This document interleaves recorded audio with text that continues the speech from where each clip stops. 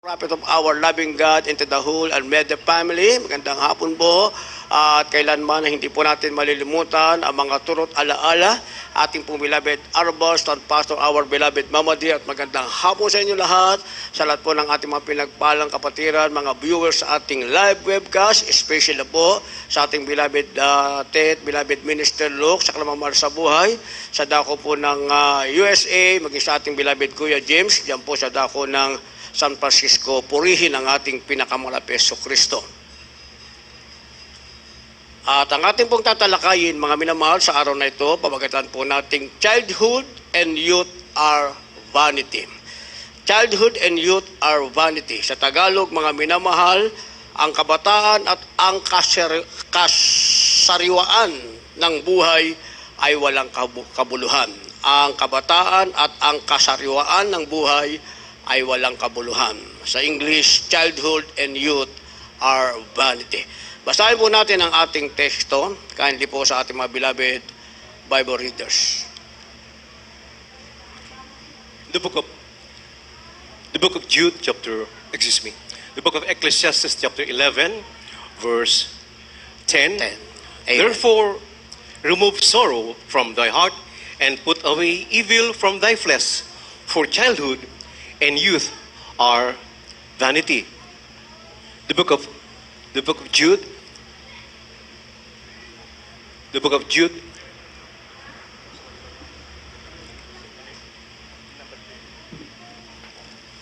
Ito po sa Aklat Ecclesiastes, Kabanatang 11, Talatang 10. Kaya't ilayo mo ang kapanglawan sa iyong puso at alisin mo ang kasamaan sa iyong katawan, sapagkat ang kabataan at ang kasariwaan ng buhay ay walang kabuluhan. Amen.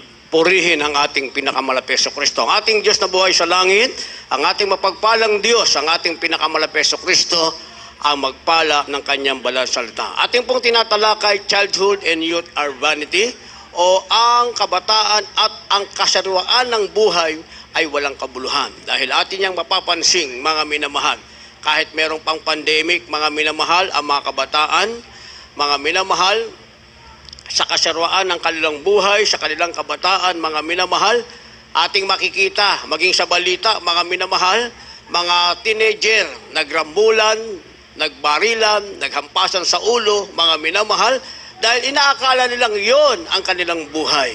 Gayon din naman sa kabataan, patuloy sila sa kanilang pangarap, mga minamahal, 100% doon sila nakapokus, hindi nila binibigyan ng panahon ang paglilingkod sa ating pinakamamahal na Panginoong Heso Kristo. Subalit, banal na kasulatan ang nagsasabi, mga minamahal, na sa ating nabasa sinasabing, ilayo mo ang kapanglawan sa iyong puso. Ginagawa yun ng tao, mga minamahal, dahil gusto nilang pasayahin ang kanilang sarili, mga minamahal, hindi sa paglilingkod sa Diyos, hindi sa katamisan ng presensya ng ating pinakamamahal na Heso Kristo. Ang tao gustong pasayahin ang kanyang sarili sa magitan ng tagumpay ng kanyang pangarap at anong bagay ang meron sa sanlibutan. Doon pinasasaya ng tao ang kanyang sarili. Sabi ng banal na kasulatan, mga minamahal, ilayo mo ang kapanglawan sa iyong puso, alisin mo ang kasamaan sa iyong katawan. Yung kapanglawan at kasamaan sa puso at katawan ng tao, ito ang naglalayo sa kanya sa paglilingkod sa ating pinakamamahal na Panginoong Jesucristo. Kahit minsan, ang kabataan at sino man ay nakaranas na ng presensya ng ating pinakamamahal na Panginoong Jesucristo. Subalit, kung ang kanilang focus ay nasa tinatawag pa rin na kasamaan at kapanglawan ng kanilang puso, hindi sila masayang maglingkod sa Diyos, nawawala pa rin sila sa ating pinakamamahal na Panginoong Jesucristo. Subalit maliwanag ang sinasabi ng banal na kasulatan, mga minamahal, yun daw kabataan, maging ang kasariwaan ng buhay, ito pala ay walang kabuluhan. Maliwanag yan na sinasabi ng banal na kasulatan. Ang ibig sabihin, ang buhay at lilipas, mga minamahal. Meron kang lakas ngayon, masigla ka ngayon, magagawa mong gusto mong gawin ngayon. Sa isang araw, mga minamahal, magtataka ka na lamang. Bakit mahina ng iyong pangatawan? Wala ka ng lakas. Hindi mo na magagawa ang gusto mong gawin. Ang pangarap mo'y mananating pangarap na walang katuparan. Kung natanggap mo man at nagkaroon ng katuparan ng iyong pangarap, ikaw rin ang magsasabi sa iyong sarili, kung hindi mo nakilala ang ating pinakamalapit Jesucristo, ang kabataan mo, ang kasariwaan mo ay walang kabuluhan dahil nakalagay naman pala sa banal na kasulatan. Hindi tayo magtataka, mga minamahal. Tinalakay natin ito sapagkat napakahalagang bagay, mga minamahal. Ating napakinggan ang mga pinagpalang patotoo, mga minamahal, isa nating pinagpalang kapatid sa kanyang kabataang nagpatuloy siyang maglingkod sa Panginoon. Kahit sa pag-uusig ng kanyang loved ones, hindi natinag, mga minamahal. At ang isa naman nating kapatid sa paglilingkod sa ating mahal na Hesus Kristo, kaya niyang ipagpalit ang kanyang trabaho, mga minamahal. Subalit, kaya nating patunayan kapag ikaw ay naglingkod sa Diyos, yung aalisin sa iyo, hindi papayagan ng mahal na Panginoon dahil ikaw ang mahalagang bagay sa paningin at mata ng ating pinakamamahal na Hesus Kristo. Kahit ang mataas na pamuluan sa iyong pinapasukan, pag binanggit mo na, taga saan ka? Taga Jesus Miracle Crusade ka. Meron kang isang totoong pastor sa katauhan ng ating ginagalwa pastor, our beloved Evangelist Well Almeida, the end-time prophet of our loving God. Kahit yung mataas na sa katungkulan, sasabihin, igalang ang iyong pananampalataya. Sapagkat naiiba, mga minamahal, ang tunay na anak ng ating pinakamamahal na Hesus Kristo. Sabi ng banal na kasulatan, mga minamahal, walang kabuluhan ng kabataan ng kasarwaan ng buhay. Subalit, may mga tao na dito sila maligaya, dito sila masaya, hindi sa paglilingkod sa Diyos, mga minamahal. Hindi niyo ba itatanong kung bakit? May sagot yan sa banal na kasulatan. Sabi ng banal na kasulatan, dahil yan ang kanilang kapalaran, dyan sila itinakda. Yan ang bagay na nakalaan para sa kanila. Ating pong basahin kindly. The book of Jude, chapter 1, verse 4. For there are certain men crept in unawares, who were before of old ordained to this condemnation, ungodly men, turning the grace of our God into lasciviousness, and denying the only Lord God and our Lord Jesus Christ. Jeremiah chapter 30, verse 15. Why criest thou for thine affliction? Thy sorrow is incurable, for the multitude of thine iniquity, because thy sins were increased. I have done these things unto thee. God bless you po, Kainis Tagalog. Dito po sa Jude, Kapitulo 1, versikulo 4. Sapagkat may ilang taong nagsipasok ng lihim, yung mga tinalaga ng una sa katulang ito, mga di banal, ni pinalitan ng kahalayan, ang biyaya ng ating Diyos, ni tinatatwa ang ating Panginoong Diyos at Panginoon si Hesus Kristo. Dito po sa Jeremias Kapitulo 30, versikulo 15. Bakit ka humihiyaw ng dahil sa iyong sakit? Ang iyong hirap ay walang kagamutan dahil sa kalakhan ng iyong kasamaan. Sapagkat ang iyong mga kasalanan ay dumami, aking ginawa ang mga bagay na ito sa iyo. Amen. Purihin ang ating pinakamalapit Hesus Kristo. Sabi ng ating nabasa, mga minamahal, Judas chapter 1 verse 4, may itinaga ng una pa sa kahutulang ito. Mga di banal, pinalitan ng kahalayan ang biyaya ng ating pinakamamahal na Panginoong Hesus Kristo.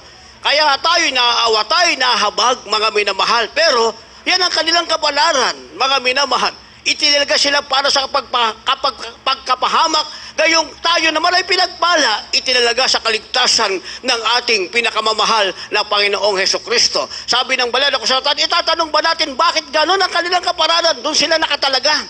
Kaya kung doon sila nakatalaga at nakita natin, yun ang kanilang kapalaran, mga minamahal. Nasa atin na ngayon ang pagkakataong magpasalamat at manalangin, panghawakan tayo ng ating pinakamamahal na Panginoong Hesus Kristo dahil iba ang ating naging kapalaran sa kanila.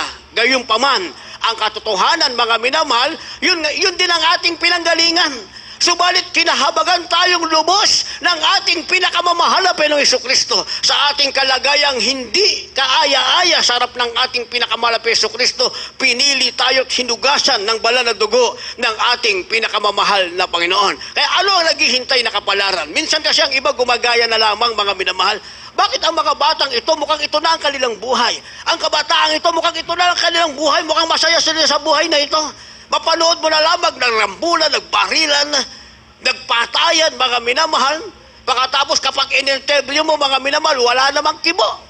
Hindi ba? Wala namang kibo. Napahamak tuloy yung magulang na himik sa kalang tahanan, mga minamahal. Bakit, mga minamahal? Hindi nila alam kung ano ang magiging outcome o susunod na mangyayari pagkatapos nilang gawin ang mga bagay na hindi nararapat sa harap ng ating pinakamamahal na Panginoong Hesus Kristo.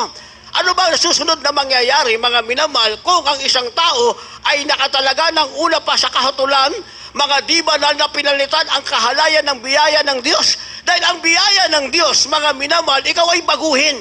Biyaya yan ng ating pinakamamahal na Panginoong Jesucristo.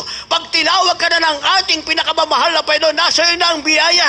Layunin ng Diyos, baguhin ka sa iyong madilim na kalagayan, dadaling ka sa kaliwanagan ng ating pinakamamahal na Panginoong Jesucristo. Subalit, ito ay magbabaligtad, mga minamahal. Magiging kabaligtaran ang layunin ng Diyos kung ang sino man ay manatili sa sinasabing sila'y ng una pa ay nakatalaga na sa kahatulang ito. Ano ang mangyayari, mga minamahal? Sabi ng Jeremiah, kabanatang 30, ang talatay 15, sila ay hihiyaw. Saan sila hihiyaw? Ngayon, makita mo ang kabataan lumihiyaw, mga minamahal. Rambulan dito, kaliwat kanan, mga minamahal. Kaliwat kanan. Kala mo napakatapang, mga minamahal. Dahil mararami, yung kabataan ganyan eh. Pag marami rambulan, matatapang, mga minamahal. Pero pag solo-solo na, wala namang magagawa yon. Yun naman ang katotohanan kasi nanggaling din tayo sa kabataan, mga minamahal, hindi ba? Nanggaling din tayo sa kabataan, sa mga rambulan, pinanggalingan natin yan, mga minamahal, kasi sila'y humihiyaw. Pero pagkatapos doon, muli silang hihiyaw. Magiging malakas ang kanilang tinig. Saan? Sabi rito, bakit ka humihiyaw? Dahil sa iyong sakit. Darating na ngayon ang sakit, mga minamahal. Anong kasunod? Ang iyong hirap ay walang kagamutan. Anong dahilan? Dahil sa kalakihan ng iyong kasamaan. Sapagkat ang iyong mga kasalanan ay dumami. Aking ginawa ang mga bagay na ito sa iyo, sabi ng Panginoon. So yun pala nakakatakot na bagay, mga minamahal, hindi ba? Kaya sinasabing ang kasariwaan ng buhay, maging ang kabataan ay walang kabuluhan kapag hindi mo nakilala ang ating pinakamamahal na Panginoong Jesucristo. Ano man ang iyong kalagayan, wala yang kabuluhan, mga minamahal. Yung ang kausap natin sa Meralco, mga minamahal, nagpapakabit tayo doon sa ating pinapagawang chapel sa Marilao, mga minamahal. So nagpapakabit tayo ng sarili natin transformer. Kausap natin yung isang personnel ng Meralco, mga minamahal. Siya mismo nakakaalam, ha? Anong sabi niya, mga minamahal?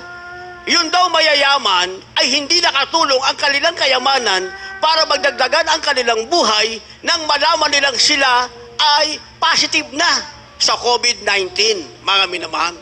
Sabi ko sa kanya, totoo naman, walang kwenta ang kayamanan kung ikukumpara mo sa kapangyarihan ng ating pinakamamahal na Panginoong Jesucristo, dahil totoo namang maraming mayaman na hindi nakalagdag ng kanilang buhay ang kanilang kayamanan. Pero sa harap ng Diyos, kahit wala kang kayamanan, kapag nakilala mo at napaglingkuran ng ating pinakamamahal na Panginoong Jesucristo, kayang dagdagan ng Diyos ang iyong buhay. Di pumasok na yung patutuo natin. Sinabi ko na sa kanya na ako'y dating ketongin since 1989 hanggang ngayon by faith, hanggang rapture, walang karamdamang ketong bumalik sa aking katawan. Lumabas ang katotohanan, mga minamahal. Siya pala, nung bata pa siya, kasama siya ng lola niya, mga minamahal.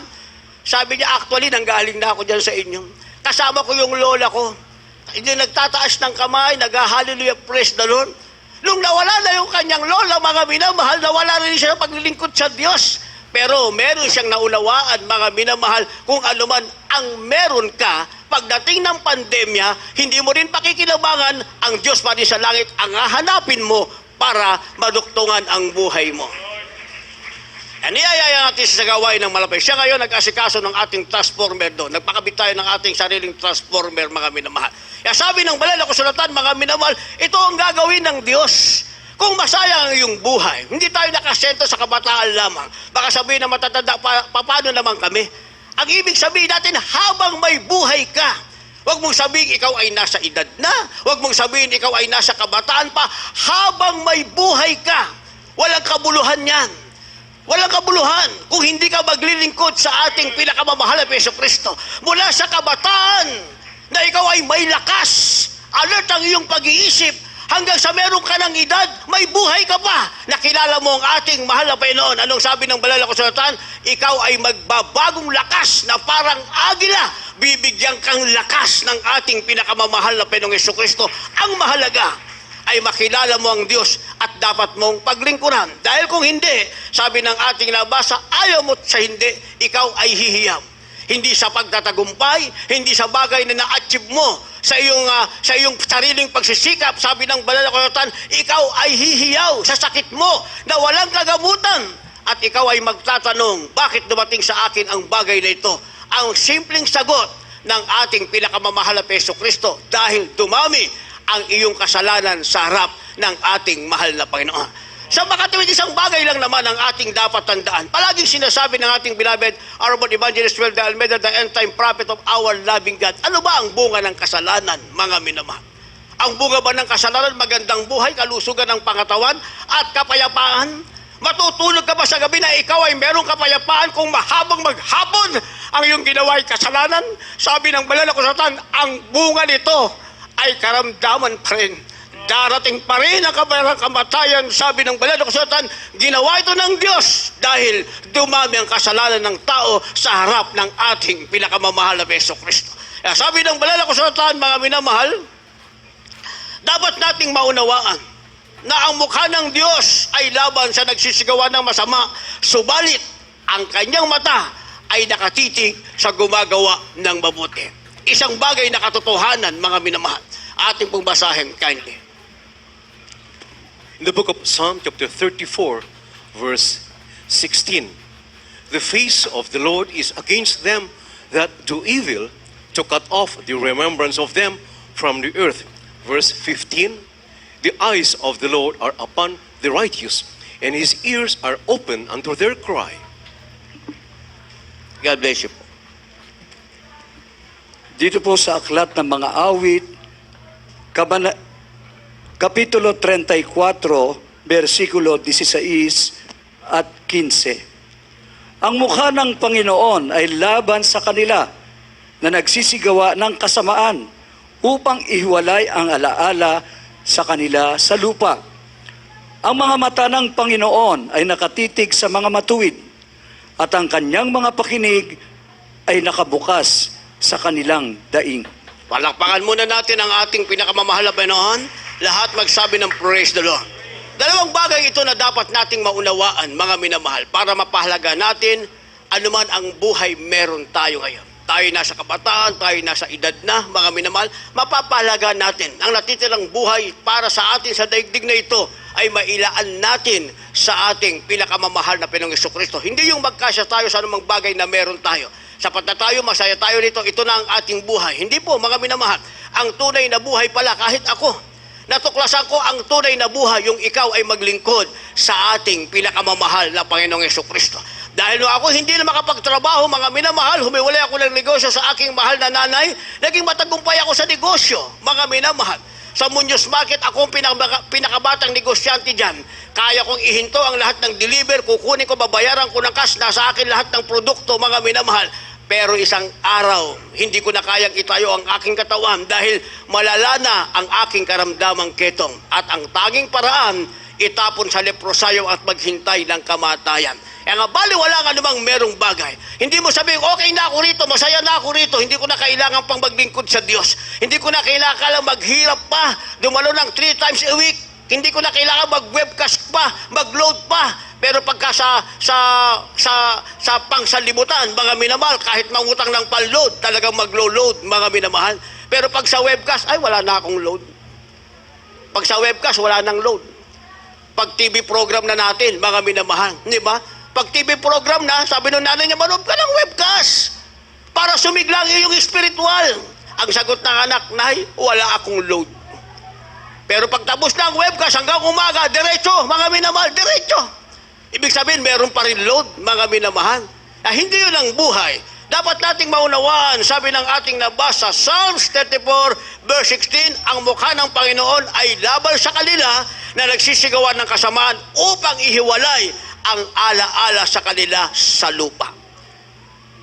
Yung Diyos na dapat ay kasama natin, ang sabi ng banal na kasulatan, kung ang Diyos ay kasama mo, sino ang magiging laban sa iyo? Walang laban sa iyo, kasama mong Panginoon. Pero ang mukha ng Diyos ay magiging laban sa iyo dahil sa paggawa ng kasamaan, sabi ng ating nabasa, maging ang alaala mo, ihiwalay ng Diyos sa lupa. Wala kang pangalang nakasulat sa langit. Walang aalalahanin sa mabuting gawa na iyong ginawa noong una pa. na sana'y nagpatuloy lamang upang maalaala sa kalangitan ng ating pinakamahal na Jesucristo. Subalit ang sabi ng verse 15, mga minamahal, ang mga mata ng Panginoon ay nakatitig sa mga matuwid. Ang kanyang mga pakinig ay nakabukas sa kanilang mga daing. Palakpakan muna natin ang ating mahal na Panginoon. Napakasarap pakinggan ng talatang ito, mga minamahal.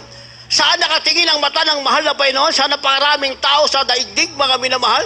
Sa buong mundo, napakaraming tao. Pero ang mata ng Diyos nakatitig lamang sa matuwid. Sa matuwid lamang. Sino ang matuwid? Mga minamahal, ito nagpahalaga ng kanyang buhay. Mula sa kanyang kabataan, hinalap niya ang mahal na Panginoon. Pinaglingkuran niya ang ating mahal na Panginoon.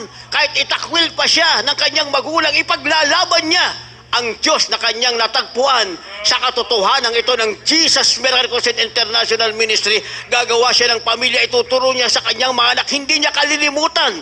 Yun ang sinasabing matuwid, mga minamahal. Hindi yung once upon a time naging Kristiyano, mga minamahal, nagsawa na. Pagdating ng pagsubok, kinalimutan ang mahal na Panginoon, naghanap ng kapalaran sa ibang lugar, mga minamahal.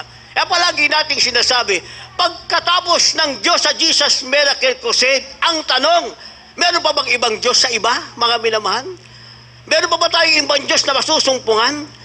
Meron pa ba tayong ibang pastor na masusumpungan, mga minamahal? Na bago maitayo ang banal na iglesia ay namuhunan ng mahabang panahon na panalangin at pag-ayuno na ang tanging kailangan lamang ay mahawakan sa kamay ng Diyos ang bawat Kristiyanong lalapit sa biyaya ng ating malapenoon na pagpalain mula sa kanyang pagkakilala sa ating pinakamamahal na Jesucristo. Actually, yan ang ating naging kapalaran na makilala natin ang ating malapit lahat tayo. Totoo naman tayo magsasabing pinagpala tayong lubos ng ating pinakamamahal na Jesucristo. Kaya pag-alis mo sa katotohanan, maghanap ka ng pastor na mananalangin sa iyo. Wala kang matatagpuan sa katotohanan lamang sa Jesus Miracle Crusade International Ministry. Kaya sabi ng ating nabasa, mga minamahal, ang mata ng Panginoon ay nakatitig sa matuwid, ang kanyang mga pakinig ay nakabukas sa kanilang mga daing. Ito nga ang meron tayo. Hindi ba nararamdaman natin, kagaya ng patuto atin mga kapatid kanina, mararamdaman mo kapag may darating na hindi magandang bagay. Kasi meron tayong discerning spirit, mga minamahal. Sa sanlibutan niya, sabi nila, manghuhula, nauhulaan nila. Hindi po tayo manghuhula, mga minamahal. Meron tayong discerning spirit. Ipinagkaloob yan ng ating pinakamahal na Jesucristo. Mararamdaman mo ang isang pangit na bagay ay darating, uunahan mo na lang panalangin, marirebuke mo na sa pangalan ni Jesus. May kaugnayan sa binasa natin ang sabi, ang daing ng matuwid ay bukas sa pakinig o bukas ang pakinig ng mahal na Panginoon sa lahat ng daing ng kanyang matutuwid na anak, mga minamahal. Hindi ba? Nakalagay sa banal na kasulatan. Kaya maiwasan mo yung mga disgrasya kung gusto mong umiwas. Pero kung sasalubungin mo ang disgrasya, ikaw ang may gusto niyan, hindi mo maiiwasan, mga minamahal. Pero madidiscern natin kung ano ang mangyayari sa susunod na araw, nadidiscern natin yan. Kaya sinasabing ang pagsisisi, walang una, mga minamahal, nasa huli. Pero sa Kristiyano, hindi ka na darating pa sa pagsisisi. Bakit? Madiscern mo na. Darating ang pangit na bagay na ito. Ito ang aking pagkukulang. Magagawa na nating lumuhod at tumangi sa harap ng ating pinakamamahal na Panginoong Jesucristo. Ang sinasabi ng ating mahal na Panginoon, bukas ang kanyang pakinig sa daing ng kanyang mga anak. Didinggin ng Diyos ang ating mga panalangin sa pangunang panalangin ng ating mahal na magulang sa Panginoon. Napakagandang talata nito. Kung palagi nating aalalahanin, mga minamahal, napakasarap manatiling tayo matuwid. Sapagkat ang mata ng Panginoon ay palaging nasa atin, ang kanyang pakinig ay palaging bukas sa ating mga daing. Palakpakan muna natin ang ating pinakamamahal na Jesucristo. Kaya sabi ng banal na kasulatan, mga minamahal, dapat nating pahalagahan, mga minamahal, ang bagay na ito. Hindi natin dapat pabayaang mawala ito sa ating sarili dahil ito na ang ating kayamanan, mga minamahal. Sa ating kabataan ngayon, kung meron tayong edad ngayon, itong sinasabi ng banal na kasulatan, ito ang ating kayamanan, mga pangakong bagay na may katuparan sapagkat ang nangako ay ang Diyos na makapangyarihan. Pero ang tanong, paano natin ito mapapanatili, mga minamahal? Paano natin mapapanatili? Kasi minsan dumarating na sa ating buhay na hindi na talaga tayo didinggin ng mahal na Panginoon. Hindi ba? Pero dapat, ang ating panalangin ay palaging dinggin ng mahal na Panginoon. Kung maging no man, kasama pa rin natin ang ating mahal na Panginoon. Kung maging wait man, kasama pa rin natin ang ating mahal na Panginoon. Pero kung maging yes, kasama pa rin natin ang ating mahal na Panginoon. Ang ibig sabihin sa mahal na Panginoon, sa piling ng Diyos, mga minamahal, yung no ay pansamantala lamang. Yung wait, mga minamahal, maiksing panahon lamang. Ang yes ay palaging nandyan dahil ang gusto ng mahal na Panginoon, dinggin palagi ang ating mga kahilingan. Kung ang ating hihingin ay ayon sa kalooban ng ating pinakamahal na Hesus Kristo. Ang tanong, paano natin ito mapapanatili? Sagot? Kindly po. The book of Psalms, chapter 107, verses 19 and 20. Then they cry unto the Lord in their trouble, and He saved them out of their distresses. He sent His word, and healed them, and delivered them from their destructions.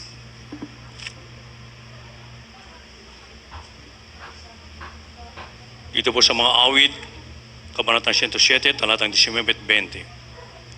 Na magkagay nagsidaing sila sa Panginoon sa kanilang kabagabagan at iniligtas niya sila sa kanilang kahirapan. Sinugo niya ang kanyang salita at pinagaling sila at iniligtas sila sa kanilang mga ikapapahamak. Purihin ang ating pinakamahal na Hesus Kristo. Babalik tayo sa ating tanong, anong mabuting bagay sa atin para mapanatili natin ang sinasabing ang mata ng Panginoon ay nanatili sa tuwid, bukas ang kanyang daing, ang kanyang pakinig sa ating mga daing, dahil hindi natin sinayang ang ating kabataan, mga minamahal. Yung ating kasariwahan ay inukol natin, mga natitirang buhay pa natin sa paglilingkod sa ating pinakamamahal na Hesus Kristo. Sabi ng Banal na Kasulatan, mga minamahal, tayo ay magsidaing sa Panginoon. Kaya sabi ng ating nabasa, nang magkagayoy, nagsidaing sila sa Panginoon sa kanilang kabagabagan. Wala tayong ibang dadahingan. Ibig sabihin, wala tayong ibang papanalalingan, mga minamahal. Kung tayo mananalangin tayo sa tunay na Diyos na makapangyarihan. Diyos na hindi nakikita, pero Diyos na makapangyarihan.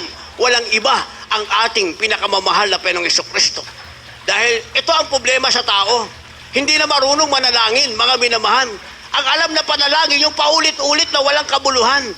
Pero pwede tayong manalangin, nakipag-usap tayo, mga minamahal, sa mahal na Panginoon. Sasabihin natin ang ating pangailangan. Kaya sabi ng ating nabasa na magkagayoy, nagsadaing sila sa Panginoon sa kanilang kabagabagan. Ano naman naganap? At iniligtas niya sila sa kanilang kahirapan. May katugunan ang ating mahal na Panginoon. Pag ikaw ay nanalangin sa ating pinakamahal na Hesus Kristo, may katugunan ang ating pinakamahal na Hesus Kristo. 100% meron kang aasahan.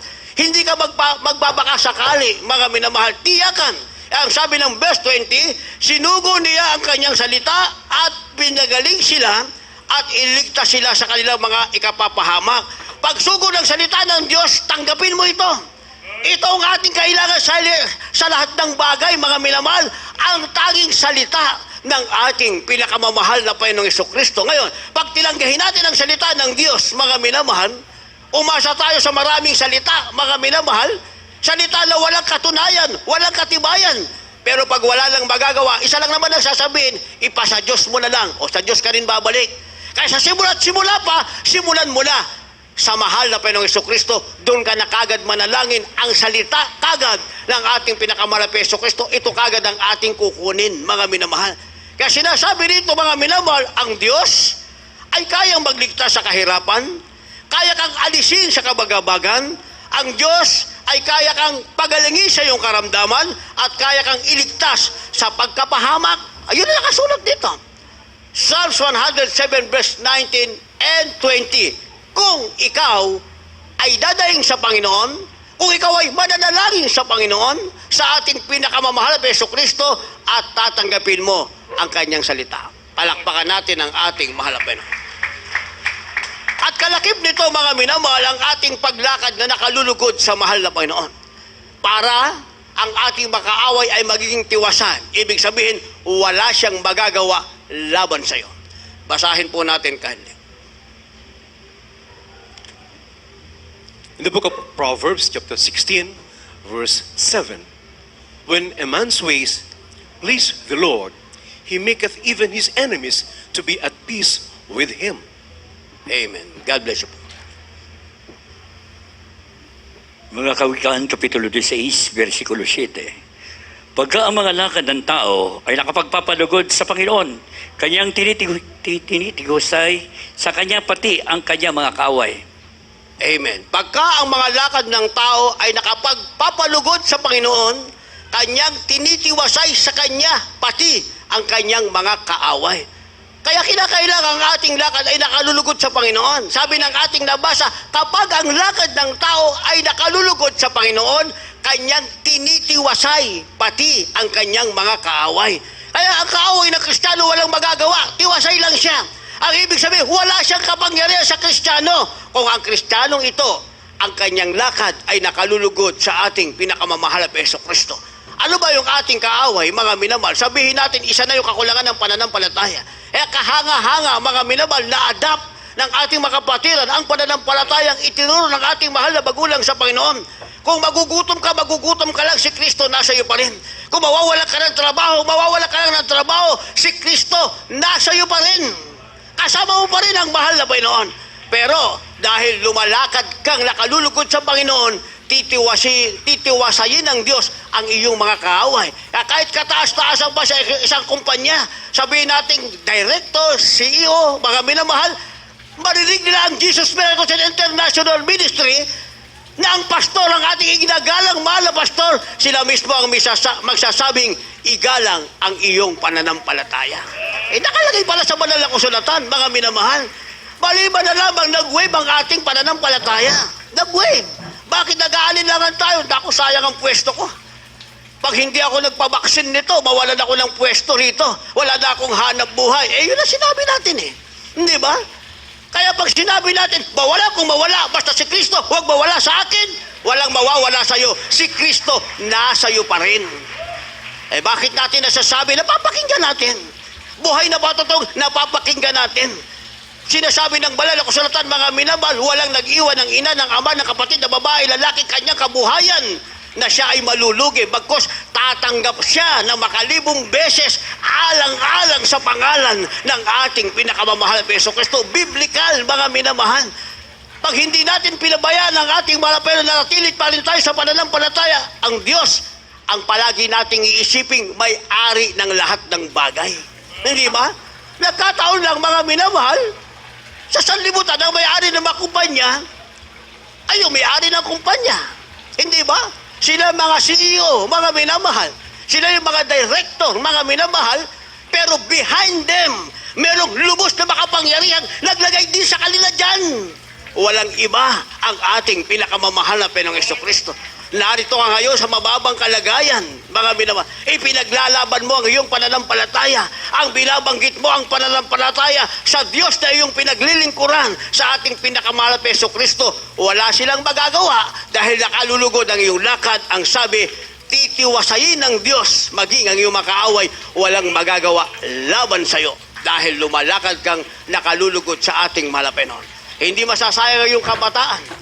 Kung ano man ang edad mo ngayon, hindi masasayang dahil nagagamit natin ano ang naituro sa atin at natutunan natin. Yan ang ating na-adapt, tamang pananampalataya mula sa ating mahal na magulang sa Panginoon.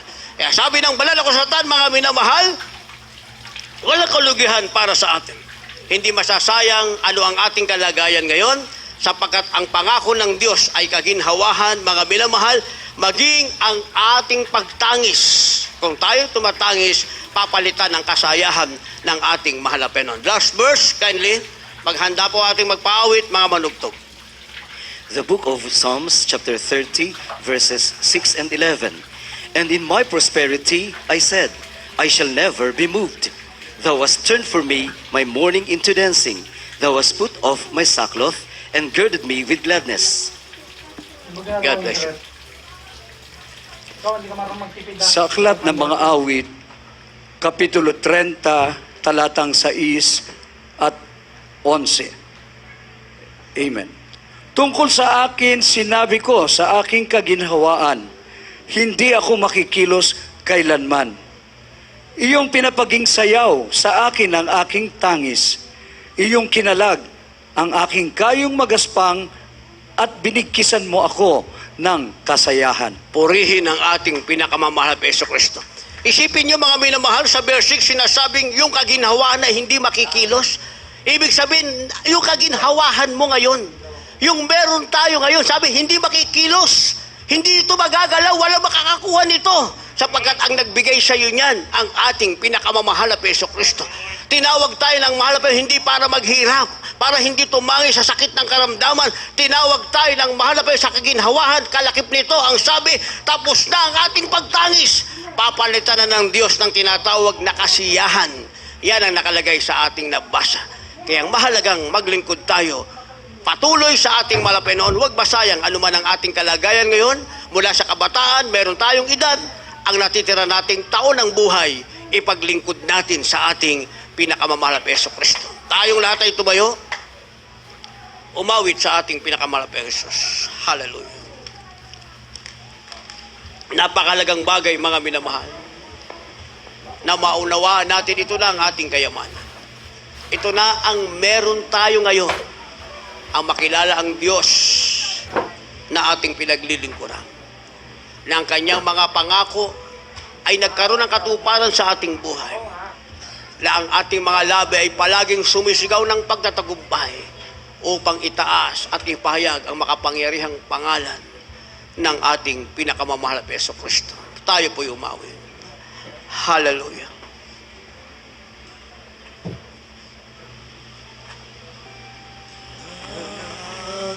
Buhay ko ay malugmok sa karuhan.